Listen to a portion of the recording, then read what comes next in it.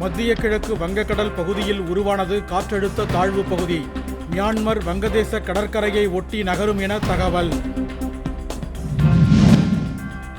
அச்சிறுபாக்கம் காவல் நிலையத்தில் பாமக நிர்வாகியின் கழுத்தை அறுத்து போக்கிலிகள் அட்டூழியம்.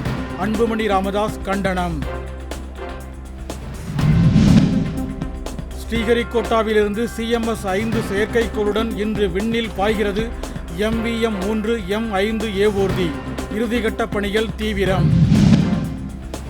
தமிழ்நாட்டில் வாக்காளர் பட்டியல் சிறப்பு தீவிர திருத்தம் மேற்கொள்ள உரிய அவகாசம் வழங்கப்பட வேண்டுமென முதலமைச்சர் மு.க. ஸ்டாலின் வலியுறுத்தல்.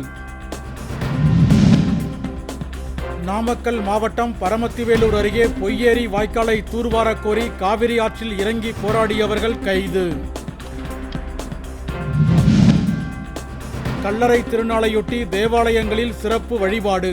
முன்னோர்களின் நினைவிடங்களில் மரியாதை செலுத்திய கிறிஸ்தவர்கள். பீகார் சட்டப்பேரவை தேர்தலில் ஜன்சுராஜ் கட்சி நிர்வாகி கொலை வழக்கில் ஐக்கிய ஜனதாதளம் கட்சி வேட்பாளர் ஆனந்த் சிங் கைது. பக்கவாத நோய் தடுப்பு குறித்து வேலூரில் விழிப்புணர்வு நடைப்பயணம். மருத்துவர்கள், செவிலியர்கள் உட்பட 1000க்கும் மேற்பட்டோர் பங்கேற்பு.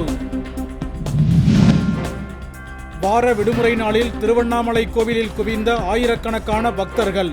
நீண்ட வரிசையில் காத்திருந்து வழிபாடு.